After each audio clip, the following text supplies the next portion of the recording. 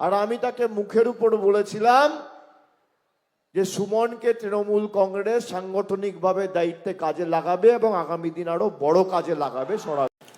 তৃণমূল কংগ্রেসের সেনাপতির আহ্বানে প্রায় 10,000 অনুগামী নিয়ে শক্তিপুরে হাজির হলেন ভরতপুরের প্রার্থী মুস্তাফিজুর রহমান সুমন। নির্বাচনী নির্ঘণ্টের পারদ চড়ছে আর মাত্র 11 দিন পরে বাংলার ভাগ্য নির্ধারণ। এই অন্তিম লগ্নে মুর্শিদাবাদের শক্তিপুর প্রতাপ সংঘ ময়দানে তৃণমূল কংগ্রেসের সর্বভারতীয় সাধারণ সম্পাদক অভিষেক বন্দ্যোপাধ্যায়ের নির্বাচনী জনসভাকে কেন্দ্র করে তৈরি হল এক অভাবনীয় জনজোয়ার।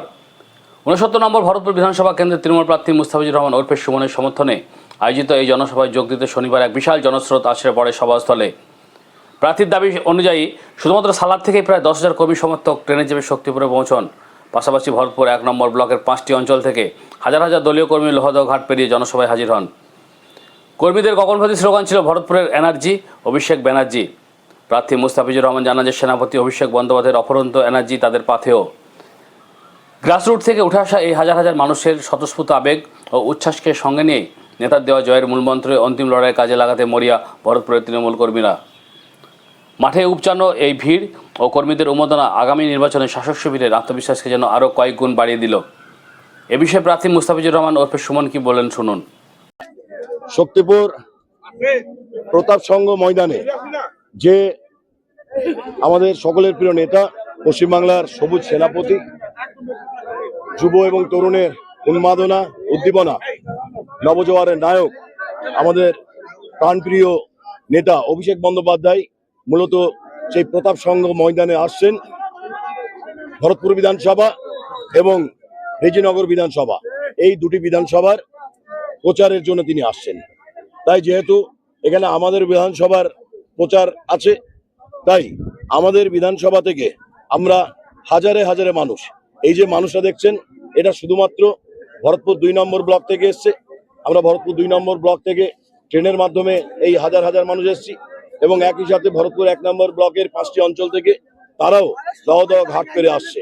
তাই আমাদের প্রিয় নেতা অভিষেক বন্দ্যোপাধ্যায় এই যে আগামী আর যে মাত্র 11টা দিন আমাদের হাতে সময় আছে, সেই 11টা দিন পরে যে পশ্চিমবাংলার মসনদে আবার কে বসবে, সেই বসার যে লড়াইয়ে প্রচারে আমাদেরকে কি তিনি মূল মন্ত্র দেন, কি বার্তা দেন, সেই বার্তাটা শেষ মুহূর্তে কাজে লাগানোর জন্যই আজকে আমাদের এই সহস্র হাজার হাজার মানুষ আমরা সেই প্রতাপ সংঘ ময়দানের উদ্দেশ্যে রওনা দিয়েছি। প্রত্যেকবার দেখে আপনি একটা নতুন দৃষ্টান্ত সৃষ্টি করেন। এর আগে আমরা দেখেছি কলকাতা যখন গিয়েছেন একটা ব্ল্যাক গেঞ্জি বহন করে, দেখেছি একটা ব্ল্যাক গেঞ্জি নিয়ে আপনি হাজার হাজার কর্মী সমর্থক, কিন্তু এই এনার্জিটা আপনার আসে কোথা থেকে? এই এনার্জিটা আসে, আমরা স্লোগান দিচ্ছি না যে ভরতপুরের এনার্জি অভিষেক ব্যানার্জি। তো যেখানে অভিষেক বন্দ্যোপাধ্যায়ের মতন সেনাপতির সেনাপতিত্বে আমরা কাজ করছি, অতএব আমাদের অভিষেক ব্যানার্জিরও যেমন অপরন্ত এনার্জি, তেমনি তারই সৈনিক হিসাবে আমাদেরও বিধানসভার মানুষের সেই অপরন্ত এনার্জি। আমরা সেই গ্রাস রুট থেকে কাজ করি, তাই যেখানে আমরা আহ্বান পাই আমাদের নেতা অভিষেক বন্দ্যোপাধ্যায়ের, আমাদের স্বতঃস্ফূর্তভাবে স্বতঃপ্রণোদিতভাবে এই হাজার হাজার মানুষের আবেগ উচ্ছ্বাসকে আমরা দূরে রাখতে পারি না। তাই এটা একটা স্বতঃস্ফূর্ত আবেগ।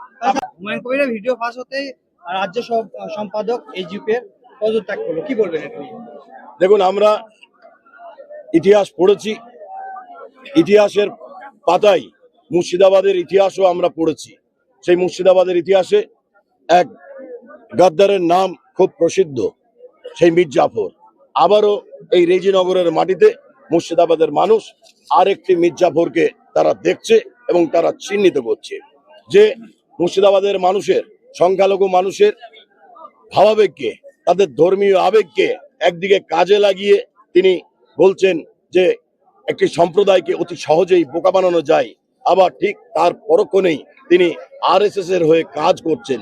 তাদের হয়ে মুসলিম সম্প্রদায়ের ভোটটাকে পয়সার বিনিময়ে আরএসএস কে বিক্রি করে দেওয়ার কাজ যেভাবে সেই তৎকালীন সময়ে সিরাজউদ্দৌলার বিরুদ্ধে মীর জাফর করেছিল, আজকে মুর্শিদাবাদের আপামর সংখ্যালঘু মানুষের বিরুদ্ধে তাদের ভোটকে সওদা করছে আরএসএস এর সঙ্গে, তাদের ভোটকে বিক্রি করে দিচ্ছে আরএসএস এর হাতে। তাই হুমায়ুন কবির আজকের দিন থেকে তিনি মানুষের কাছে এক্সপোজ হয়ে গিয়েছেন, প্রকাশিত হয়ে গিয়েছেন, তাই তার কাছে আর কেউ থাকবে না। আমরা গতকালই দেখলাম এই খবর প্রকাশিত হতে না হতেই তার দলের যে রাজ্য সভাপতি তিনি একই দিকে যেমন আমাদের ভরতপুর বিধানসভায় তাকে মনোনয়ন দাখিলের কথা ছিল, তিনি অনেক আগেই তিনি স্বীকার করে নিয়েছেন যে ভরতপুর বিধানসভায় তিনি মনোনয়ন দাখিল করতে পারবেন না।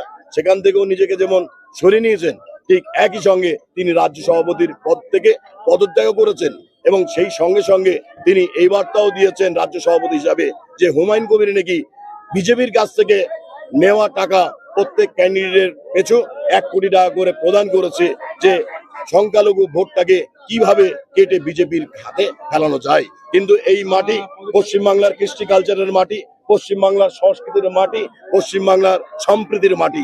এই সম্প্রীতিতে যতদিন মমতা বন্দ্যোপাধ্যায় থাকবে, যতদিন অভিষেক বন্দ্যোপাধ্যায় থাকবে, পশ্চিমবাংলার এই সম্প্রীতি এবং সৌহার্দ্য অটুট থাকবে। তাই হুমায়ুন কবিরের মতো গাদ্দার যারই টাকা নেক না কেন, সেই টাকাগুলো বাঁশি বাজিয়ে হেলিকপ্টারে চেপে অপচয় ছাড়া কিছুই হবে না। মানুষ ঠিক করে নিয়েছে 2026-এর মসনদে আবার কাকে বসাবে, সেই মমতা বন্দ্যোপাধ্যায়ের বিকল্প এই পশ্চিমবাংলায় নাই। মমতা বন্দ্যোপাধ্যায় আবার চতুর্থবারের মতন অধিষ্ঠিত হবে। এদের এই দুর্নীতির টাকা জলে পড়বে। আগামী দিন মুর্শিদাবাদে 22-এ 22 হবে, হুমায়ুন কবির পর্যদস্ত হবে, হুমায়ুন কবির শূন্য হবে।